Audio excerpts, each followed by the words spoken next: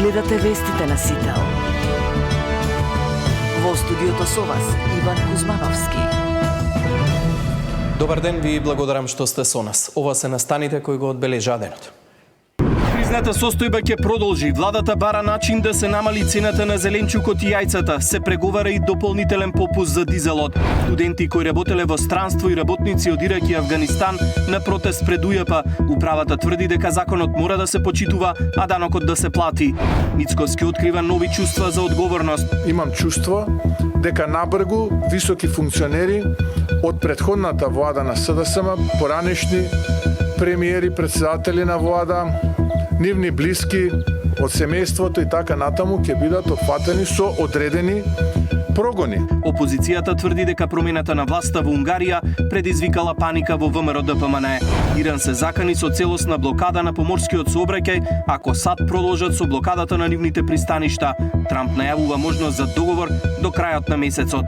Петар Мајар побара оставка од унгарскиот председател. А во овие вести во живо се вклучуваме со детали од средбата на Муцунски со неговиот белгиски колега кој е во официјална посета на Скопје. Останете со нас.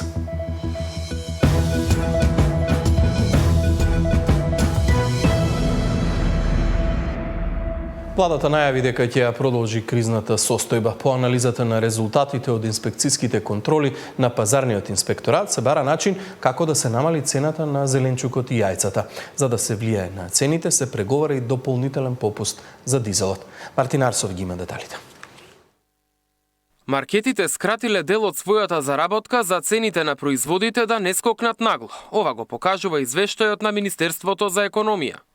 Анализата на 55 најпродавани производи во 4 различни трговски синџири покажала дека од почетокот на февруари до април цените пораснале за 0,43%. Оваа бројка е интересна ако се земе предвид дека во истиот период цените по кои трговците ја набавувале стоката пораснале за повеќе од 1%. Тоа практично значи дека трговците не го префрлиле целиот товар од поскапувањето врз купувачите, туку решиле да работат со помала маржа. Пазарните инспектори забележале пораст кај цените на млечните производи, како сирењето и киселото млеко, заедно со јајцата и маслото за јадење.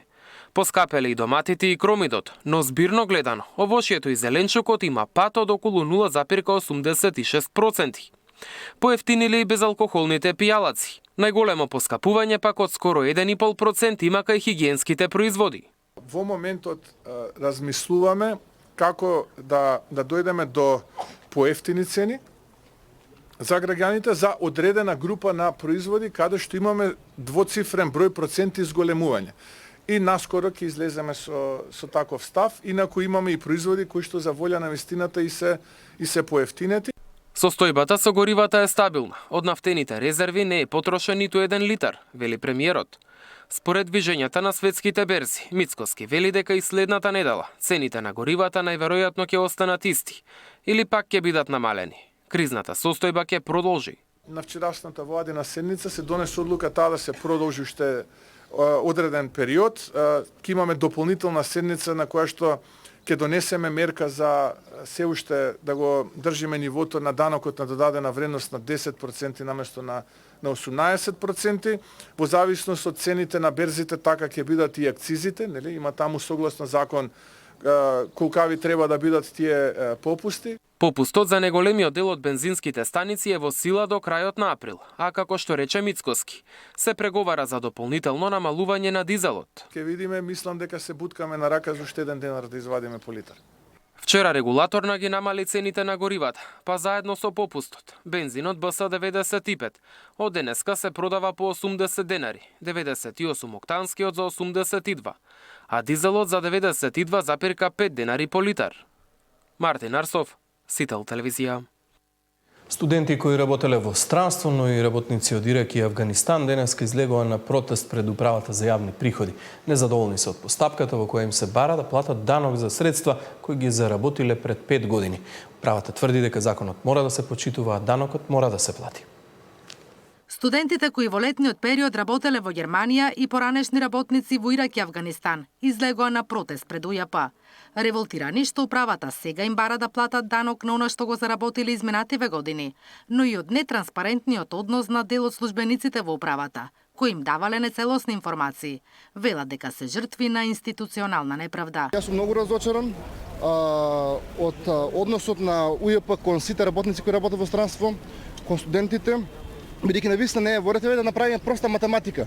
Некој студент работил 3 години таму, заработил, да речеме, по 6.000 евра годишно и тие пари ги потрошил за студирање, за кирија, си купил автомобил. И сега заработил вкупно 18.000 евра, 10% ќе треба да плати 1.800 евра. Тоа се многу пари, многу луѓе ги немаат и навистина е нефер, неправедно, абсурдно, без никаква најава однапред, без известување, туку само ајде отеднаш налог за претресување на сметките и 5 години уназад, кога не сме биле ниту воопшто информирани како и таа постапка. Од УЈП велат, законот е јасен и мора да се почитува. Сите граѓани кои работеле во странство мора да платат 10% од приходите ако данокот не им е платен во земјата каде што работеле. Бидејќи Германија има прогресивен данок, ако годишната заработка не надминува 12.000 евра, платениот данок државата им го враќа на лицата, сметајќи ги во категорија поранливи граѓани. Па сега македонските институции им ги даночат и тие пари. Од УЈП потврдиле дека станува збор за 134 студенти. Доколку македонски даночен резидент остварил доход од плата во Германија, за која што работодавачот, исплачувачот таму задржал данок, а потоа е извршено враќање на данокот заради овој праг кој што постои во Германија, во тој случај значи потребно е да платата, остварената плата да се оданочи во Македонија. Доколку пак лицето остварило плата која што е над тој праг, тогаш се прифаќа платениот данок во странство и секако дека лицето кое остварува таков доход има обврска како македонски даночен резидент овде да ја пријави.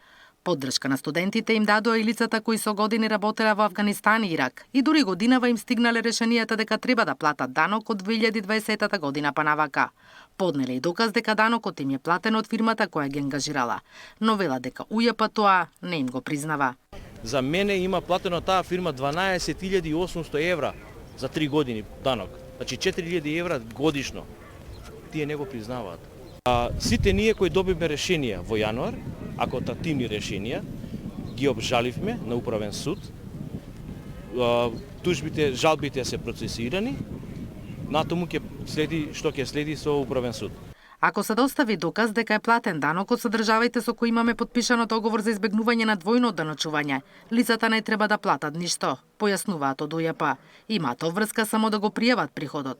Според управата, од добиените податоци од 12 банки, лани над 70.000 граѓани имале приливи од странство во вкупен износ од скоро 600 милиони евра. На дел од овие пари ќе треба да се плати данок. Наташа Мерсовска, Сител телевизија. Мицкоски открива нови чувства за одговорност. Имам чувство дека набргу високи функционери од претходната влада на СДСМ, поранешни премиери, председатели на влада, нивни блиски од семејството и така натаму ќе бидат опфатени со одредени прогони. Опозицијата тврди дека промената на власта во Унгарија предизвикала паника во ВМРО-ДПМНЕ. Иран се закани со целосна блокада на поморскиот сообраќај, ако САД продолжат со блокадата на нивните пристаништа. Трамп најавува можност за договор до крајот на месецот.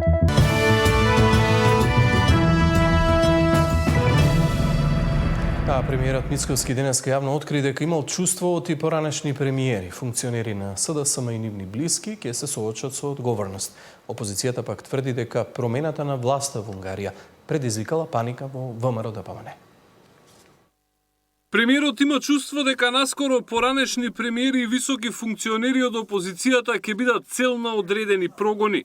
Имам чувство дека набргу високи функционери од претходната влада на СДСМ, поранешни премиери, председатели на влада, нивни блиски од семејството и така натаму ќе бидат опфатени со одредени прогони. Имам чувство, не велам дека имам информација, имам чувство. Очекувам дека и тогаш кога тоа ќе се случи, исто така ќе имаат вакви пресконференции и тогаш нема да велат дека тоа е политички прогон, туку истите тие ќе ги повикаат да одговараат пред органите, односно да ја докажуваат својата невиност.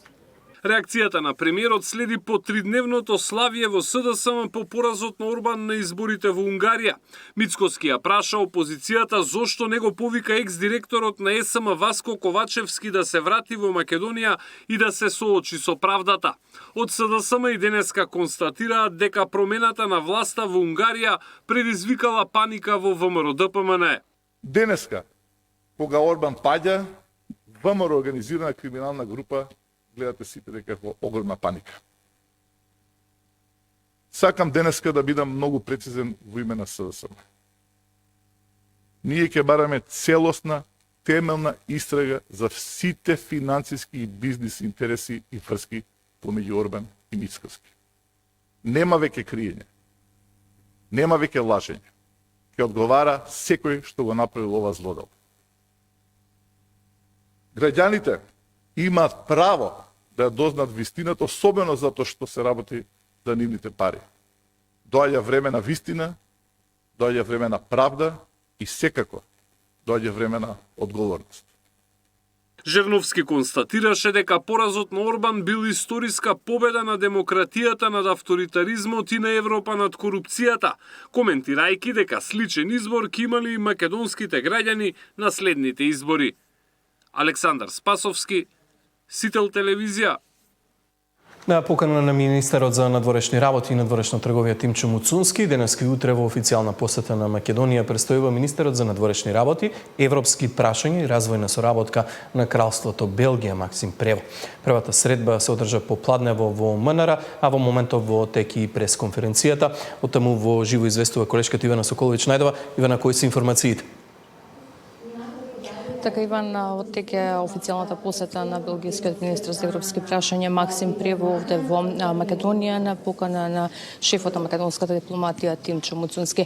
Во позадина може да се забележи дека во теке пресконференцијата и ги слушнавме оние првични оценки од третата средбата и билатералната средба на двете делегации. Од македонска страна беше потврдена добрата соработка, билатерална соработка и на политичка и на економска страна. Потврдени се добрите односи и дека ова соработка треба да биде продлабучена. Муцунски изрази благодарност до Кралството Белгија за помошта која што беше пружена за време на трагедијата во Кучани, а од белгиска страна пред малку првичните ставови ги кажа и Максим Прево, освен овие моменти со благодарност и добрите билатерални односи, испрати порака и околу интегративниот пат на Македонија, односно дека белгиската подршка за македонските интеграции и понатаму е цврста и дека нема да бидеме сами на патот кон големото европско семејство. И испред уште една клучна порака, барем досега, од оно што имав можност да го слушнам, тоа е дека билатералните прашања не треба да бидат пречка за интеграциите на Македонија. Да слушнеме дел од првичните изјави на двајцата министри. Во изминатите 3 децении од воспоставувањето на дипломатските односи изградивме силно пријателство, интензивен политички диалог и стабилно партнерство. Јасно ја изразив нашата определба со Кралството Белгија и натаму да го развиваме пријателството и продлабочуваме врз основа на меѓусебна почит, доверба и заедничка одговорност за стабилност и просперитетот на регионот и поширок. Посебен акцент ставивме и на унапредувањето на економската соработка. Убеден сум дека со заедничка политичка волја и со силна поддршка на бизнис заедницата можеме да отвориме нов простор за поинтензивна економска размена и повеќе директни инвестиции. Воедно ја искористив можноста и да му се заблагодарам на министерот Превоз за континуираната и принципиелна поддршка што Кралството Белгија ја дава на нашата држава на патот кон полноправно членство во Европската Унија. Мислам дека оваа средба тука на овој терен, на оваа земја, ми овозможува да запознам и вашата прекрасна земја. Се надевам дека ова нема да биде последна средба и последна посета, затоа што особено ми се драги и интерес ми представуваат земјите од Балканскиот полуостров. Така што верувам дека убавината и шармот на Северна Македонија ќе воодушеват мојата екипа, мојот тим, моите вработени и мене. Доколку сум тука јас денеска присуден, тоа е за да ги подвлечам одличните односи меѓу нашите две земји. Да, ева на пресконференцијата е се уште во тек, но повеќе детали очекуваме во Централниот дневник. Благодарам за ова вклучување. На скала од 1 до 10 македонските пратеници во 2025 година добиле оценка 5,7 за тоа колку аргументирано зборувале на собраниската говорница. Иако оценката е на средина од скалата, сепак таа е повисока од претходниот просек во изминативе 5 години, покажува истражувањето што го направил Институтот за демократија Societas Civilis. На скала од 1 до 10, македонските пратеници во 2025 добиле оценка 5,7 за начинот на кој зборуваат на собраниската говорница. Оценката се однесува на тоа колку нивните излагања биле аргументирани, а колку содржале лични напади, квалификации или популизам. Иако станува збор за средна оценка, таа сепак е повисока во однос на претходните 5 години. Ова го покажува истражувањето на Институтот за демократија Societas Civilis, спроведено во рамките на програмата за поддршка на собранието на швајцарската амбасада и NDI. Во споредба со 2024 се забележува подобрување, особено преку повисокиот удел на аргументиран говор и помалиот удел на говори без аргументација. Што констатираме ние, видено од подолниот слайд доле, дека ниското ниво на аргументација во репликите и контрарепликите ја бутка целокупната оценка генерално. Класично и разбирливо позицијата секогаш повеќе има настапи и тоа го мериме. 63% од настапите се на опозиционите пратеници, 37% се од владата, од власта, пратениците на власта. Граѓаните пак се почесто бараат директна комуникација со пратениците преку електронското закажување на веб страницата на собранието. Реализирани се околу 700 средби со пратеници од нивните изборни единици. Најголем дел од средбите се однесувале на барања за вработување. Но интересно е што граѓаните избегнувале средби со пратеници од партии на кои не им се симпатизери. Најчесто теми кога станува збор за работа и работен однос можете да претпоставите, тоа се теми за вработување, но можете да видите дека има иницијативи за транспорт, инфраструктура, за социјални услуги, за финансирање и буџет и така натаму.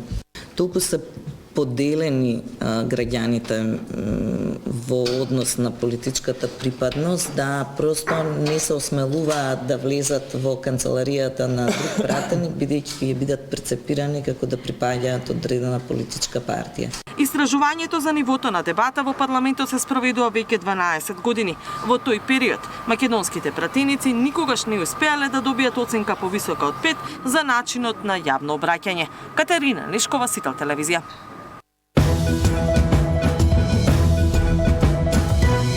За 5 години 8 парламентарни избори ќе добие ли Бугарија стабилна влада? Радев е фаворит, но без можност за мнозинство. Тема на денот со Маринела Величкова, дописник на БТА од Скопје.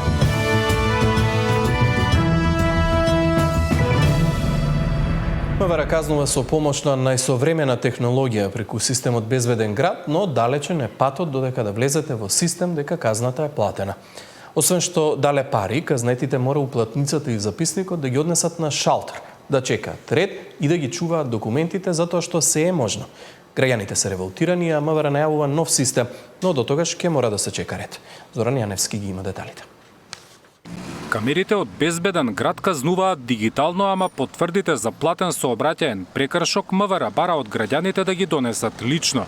Без разлика дали казната е платена со картичка или на уплатница, обврска на возачите е уплатата да ја приложат во полициска станица. Во Скопје тоа се прави во лимена барака со шалтер во кругот на полициската станица Пролет. Граѓаните во ред чекаат да ги приложат полицискиот записник од казната која ја добиле на својот мобилен телефон и потврдата од уплатата, а целата постапка трае неполни 10 минути. Ваквиот начин на евиденција според граѓаните е неопходно да се промени. За нив е нејасно како казните ги добиваат електронски, а потврдата дека ја платиле глобата се бара на хартија. Која е поентата да можеш да платиш онлайн и после да доаѓаш тука сега ја платив онлайн и сега требало од банка печат да добијам. Зошто? Као барем нека ги дадат сите информации за како се плаќа, отколку да трчаат луѓе ко муви без глава низ град и како да си го трошат времето, некој од работа треба да излегуваат. Скрос е непотребно. Ако веќе го пуштаат, нека го пуштаат спремно, а не како тест. Од МВР велат, наскоро ќе се променил начинот на кој сега граѓаните потврдуваат како платиле сообраќајниот прекршок од системот Безбеден град. Се изработувала апликација преку која казните ќе се плаќаат електронски, а возачите повеќе да треба уплатата да ја носат лично во полициските станици. Министерството за внатрешни работи ја известува јавноста дека во текот процес на креирање на софтверско решение, односно апликација, преку која граѓаните ќе можат електронски да го платат прекршочниот платен налог, кој им е изречен од системот Безбеден град, без да има потреба потврдата од плаќањето да ја носат во најблиската полициска станица. Безбеден град почна да функционира пред 2,5 месеци. Сега со него се казнува надминување на пропишаната брзина и поминување на црвено светло. Глобите за сообраќајните прекршоци се изразени во евра, што предизвикува дополнителен револт кај граѓаните, бидејќи како што велат им се наплаќала и поголема сума од пропишаната казна. Зоран Јаневски, Сител телевизија. Нови снимки од насилството врз Ивана беа презентирани на денешното судење во Кривичниот суд. Додека присутните ги слушаа заканите и невредите, обвинетиот се смееше. Неговиот исказ јавноста ќе го слушне во петок. Ме тепаш по бубрези, зашто сам имаш кажано дека таткот ти мавал по бубрези кога бил полицаец, за да не се познава. Плачејќи кажува починатата Ивана, дури обвинетиот Јовановски ја снима со неговиот телефон. Снимката денеска беше приложена како доказ од страна на обвинителството дека на 10 февруари Јовановски пред да пријави Ивана за семејно насилство, ја снима со неговиот телефон, дури таа плаче и покажува каде е типана. Обвинетиот во текот на целото видео се смее, а се смееше во судницата. Беа презентирани и други снимки, со кои обвинителството ќе докажува дека Јовановски ја тепал неговата супруга и ја загрозил сигурноста и ја навел да се самоубие. Пред судот беше презентиран и видеозапис токму од пред Кривичниот суд на денот на самоубиството на Ивана, кога таа пријавува насилство, а полицијата доаѓа во 2 наврати, прави записник и си оди. Адвокатката на семејството на починатата смета дека покрај максималната казна за обвинетиот, правдата ќе биде задоволена и кога ќе одговараат полициските службеници кои не постапиле. Тоа што можеле во моментот да направат и што им е законска обврска е да постапат со должно внимание, можеле да го лишат од слобода заради тоа што имало пријава на насилство. Исто така требале веднаш да исконтактираат со инспектори за семејно насилство и тие да исконтактираат со надлежен јавен обвинител. Меѓутоа ништо од тоа не е направено. Обвинителството денеска во судница презентираше вештачен изработен од психолог и психијатар, кои како вишти лица констатирале јасна и непосредна причинско-последична поврзаност помеѓу долготрајното семејно насилство извршено од Стојанче Јовановски и психичката состојба на починатата Ивана. Наредното рочиште е закажано во петок, кога свој исказ ќе даде обвинетиот. Тамара Дичевска, Сител телевизија. Сдруженијето 16 март најави дека 41-иот марш на ангелите за прв пат ќе се одржи во Штип, како чин на сеќавање и барање правда за загинатите и повредените во трагичниот настан. Маршот е закажан за 18 април на плоштадот Слобода во Штип, со собир во 15 часот и 50 минути и почеток на маршот во 16 часот и 5 минути. Организаторите повикуваат на мирно и достоинствено учество со порака дека сеќавањето и барањето правда за 63 ангели не смее да престане. Ова не е само марш, ова е чекор на сеќавање, чекор за вистината, чекор за правдата, пишува во објавата од Сдруженијето. Верските лидери излегоа со заедничка осуда за обидот на палење на синагогата Бет Јаков во Скопје. Еврејската заедница се надева дека државата нема да дозволи нестабилноста од Блискиот Исток да се прелее и во Македонија. Полицијата се уште го истражува случајот. Верските лидери со заедничка осуда на обидот за палење на синагогата Бет Јаков во Скопје, кој се случи ноќта помеѓу саботата и неделата. Непочитувањето на светињата на другиот е и непочитување на сопствената светиња. Затоа, во духот на заедништвото, меѓурелигиската соработка и взаимното разбирање, упатуваме повик до сите граѓани да покажеме одговорност, разум и доблест и да останеме чувари на соживотот. Од еврејската заедница се надеваат дека државата нема да дозволи нестабилноста од Блискиот Исток да се прелее и во Македонија со оглед на тоа што инцидентот се случува во време на зголемено антиеврејско расположение генерално во светот поради надворешните политики на Тел Авив. Полицијата се уште трага по сторителите кои со кациги за мотор се прекачија преку оградата, истурија запаллива материја од канистер, па фрлија запаллива направа. Извршени се разговори со граѓаните од околината на објектот. Прегледани се снимките од камерите на околните објекти, како и видеоматеријалот од системот Безбеден град. Се преземаат и други дополнителни мерки и активности за утврдување на идентитетот на сторителите, кој би можел да стои зад нападот, не знае ниту еврејската заедница. Стало ни е да се фатат сторителите. Меѓутоа, мислам дека не е есенцијално. Есенцијално е да извлечеме поука од сето ова. Да извлечеме нешто што, видите, ова е ексцес кој не се случил од 43-та година. Не знаеме дали се терористи или се хулигани или што и да е се. Меѓутоа, факт е дека Исламска држава имаше проглас да за Великден се палат верските објекти, христијанските верски објекти и еврејските верски објекти. Дали е тоа резултат на тој повик или нешто друго, полицијата ќе си утврди. Поглаварот на Исламската верска заедница вели дека во нивните објекти не се пропагираат радикални исламистички учења. Јас зборувам за сите тие објекти кои се во рамките на Исламската верска заедница. Се што е надвор, ако има такви објекти, ние не сносиме никаква одговорност. Затоа треба да биде внимателни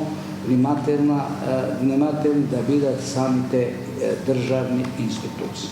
Рейсот сепак не одговори на прашањето на Сител врз колку објекти и ВЗ нема контрола. Македонија во моментот се соочува со два типа на радикализам. Верски, каде најголем проблем во суштина се повратниците од боиштата во Сирија, околу 140 на број, и етнонационалистичкиот радикализам за кој државата повеќе внимание почна да обрнува по упадот во собранието на 27 април 2017. Во подготовка е закон чија што задача е токму борбата против радикализмот. Иако предлогот се уште не е јавен, во план е по неговото донесување да биде формирана и единица најверојатно во Агенцијата за национална безбедност, чија што задача ќе биде да детектира радикализирање во онлайн просторот. Даниел Василев, Сител телевизија.